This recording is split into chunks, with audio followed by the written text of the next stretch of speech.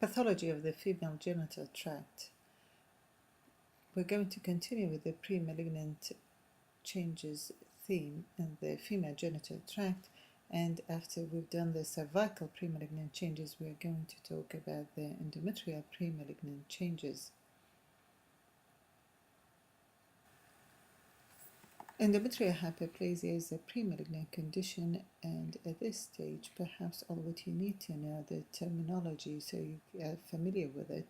It ranges between simple glandular hyperplasia to complex glandular hyperplasia and finally atypical hyperplasia, which amounts to adenocarcinoma eventually.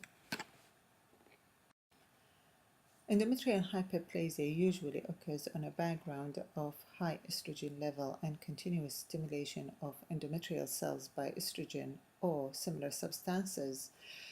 When there is high estrogen level, for example, in cases of anovulatory cycle, there is continuous stimulation of estrogen receptors. In cases of tamoxifen use, it follows the same principle. Tamoxifen competes with estrogen on the estrogen receptors, giving a false impression to the endometrial cells that the estrogen receptors are continuously stimulated. It's not by estrogen in this example, it's by tamoxifen, but it's the same end result. It might lead to endometrial hyperplasia. The two main types of endometrial carcinoma are endometrioid type adenocarcinoma and serous carcinoma. There are two different types of tumors with two different prognoses. Endometrioid type adenocarcinoma usually arises on a background of high estrogen level, and if someone got the first hit, P10 mutation for example, then all what it requires is another hit of mutation, for example, mutation of beta-catenin or KRAS, to cause adenocarcinoma, endometrioid type adenocarcinoma.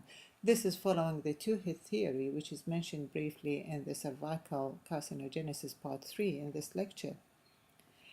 In contrast to serous carcinoma, serous carcinoma is a high-grade aggressive tumor.